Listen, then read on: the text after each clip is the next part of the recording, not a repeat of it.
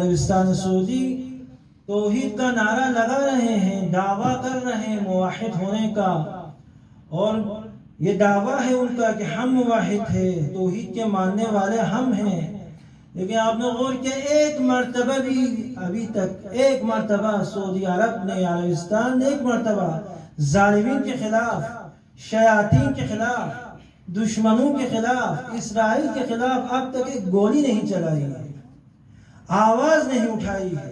اگر آواز اٹھائی ہے، مخالفت کی ہے تو مسلمانوں کی، اگر گولی چلائی ہے مسلمانوں کے خلاف، گولی چلائی ہے، تیر چلایا ہے، لیکن اسرائیل کے خلاف، شیاطین کے خلاف، طاغوت کے خلاف آواز انہوں نے نہیں اٹھائی۔ کیوں؟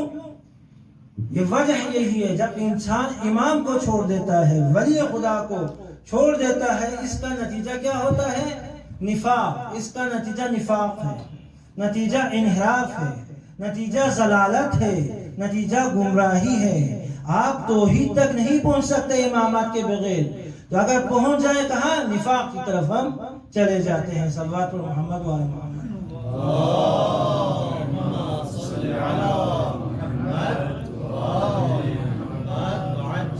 اسی لیے آئے فطرت میں، فطرت اللہ التي فطر الناس علیہا لا تبدیل لخلق اللہ ذالک الدین۔ اس آیت کے حوالے سے، فطرت کے حوالے سے، اس کے ذیل میں امام رضا کی ایک حدیث سے فرمایا توحید کا مطلب یہ ہے ہوا لا الہ الا اللہ محمد رسول اللہ علی امیر المومنین ولی اللہ الہ ہونا توحید، یعنی لا الہ الا اللہ سے لے کر علی ولی اللہ یہاں تک توحید کا مطلب کیا ہے؟ لا الہ الا اللہ سے لے کر امامت تک، علی ولی اللہ تک، یہ ہے توحید، اسے توحید کہتے ہیں۔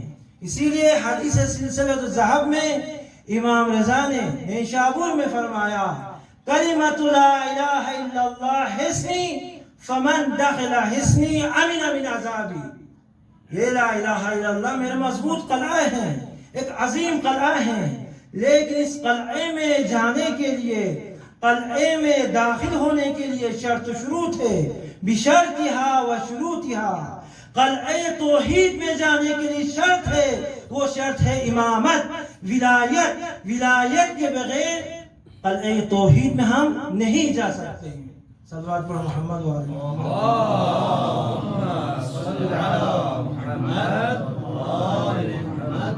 اسی لیے روایات میں ہیں